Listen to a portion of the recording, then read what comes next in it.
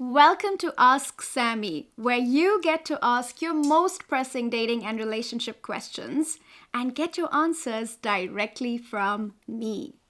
Today's question comes from Cathy from California. Let's see what Cathy's struggle is. Hi, Sami. I love your programs and love everything I have learned from you about feminine energy.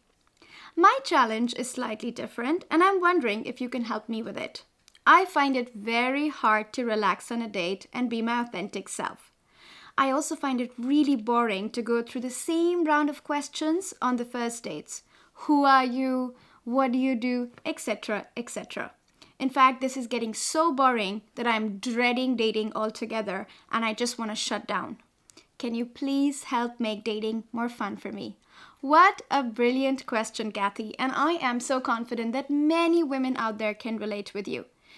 Even though finding our soulmate and attracting our soulmate should be an easy process, the truth is that sometimes we do have to kiss many frogs before we find our prince. So I can totally get it that you want to make dating more fun for yourself without getting down by the drudgery and the boredom of being asked the same small talk questions again and again. So here are my top 2 tips for you, Cathy, and for every woman watching on how you can make your dates more fun. Tip number 1, make your dates non-pressure dates.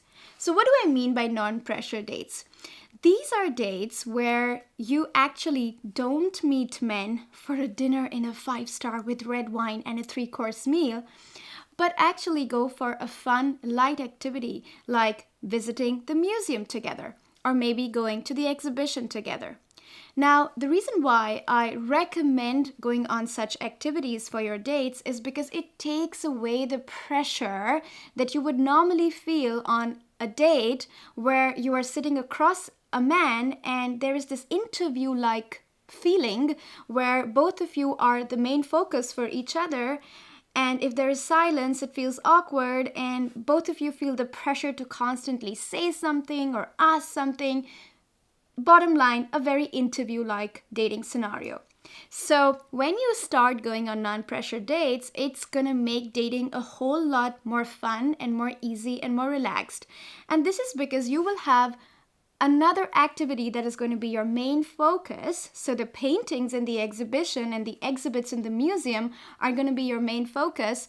And getting to know the man and him getting to know you is going to be a byproduct, a side activity, which means that you will not feel the pressure to fill silences.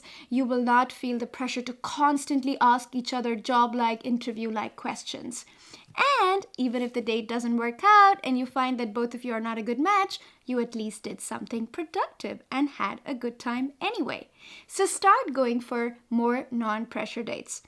And if you already find that the men are planning 3-course meals and 5-star dates, well, lucky you, and why not?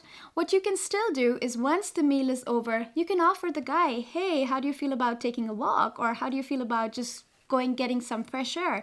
Because that is again going to reduce the intensity and pressure that dating scenarios today involve. Now, tip number 2 is asking deeper questions. So asking deeper questions. What do I mean when I say asking deeper questions? You know, today's dating world is full of this small talk. What do you do? Who are you? Where is your family from? And in order to bring the fun back, you, girl, as the woman, have to go deeper. You have to ask deeper questions. You have to ask men more challenging questions. You have to help them dig deeper within themselves while they are in your presence. So some of my favorite examples that I tell my clients to ask men on their dates is, what is your biggest fear in your life? Now, I can bet you my bottom dollar that this is going to make a man think in your presence. He's going to go down deep within himself and he's actually going to work to bring up an answer for you. Now that is when intimacy is really fostered. Another example of a deeper question you can ask is, instead of what is your job, you can ask, what excites you about your job? What is the most exciting thing about your work? Now, again, this is something that's going to make the other person think before they answer, reflect before they answer, and go deeper.